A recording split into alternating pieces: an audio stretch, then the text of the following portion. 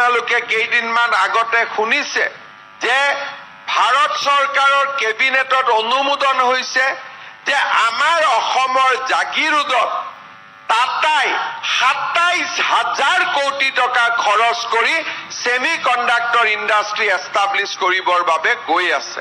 অহা 13 তাৰিখে প্ৰধানমন্ত্ৰী নৰেন্দ্ৰ মোদী ডাঙৰীয়াই এই ইণ্ডাষ্ট্ৰীৰ আধাৰশিলা স্থাপন কৰিব আৰু এটা ইণ্ডাষ্ট্ৰীতে ডাইৰেক্ট আৰু ইনডাইৰেক্ট 32,000 ল'ৰা ছোৱালীয়ে নিযুক্তি পাব। আপোনালোকে চিন্তা কৰিব পাৰে বঙাইগাঁও ৰিফাইনেৰী খুব কম সময়তে 5 মিলিয়ন মেট্ৰিক টন সংশোধন কৰিব পৰাকৈ বৃদ্ধি হ'ব।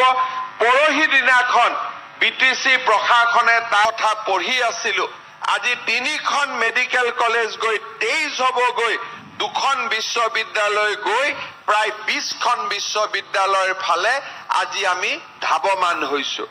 আমাৰ ৰাজ্যত ইঞ্জিনিয়াৰিং কলেজেছ কওক আৰু আমাৰ ৰাজ্যৰ পথ পৰিবহণ ব্যৱস্থাই হওক, আজি যিটো জিলাতেই আমাক ৰেলৱে অভাৰব্ৰিজ লাগে, য'ত আমাক উৰণীয়া সেতু লাগে, য'ত আমাক অসম মালাৰ ৰাস্তা লাগে, আমি প্ৰতিটো স্থানতে আমি এই ধৰণে ৰাস্তা ঘাট আজি আমি ইনফ্ৰাষ্ট্ৰাকচাৰ পৰিৱৰ্তন কৰিছো।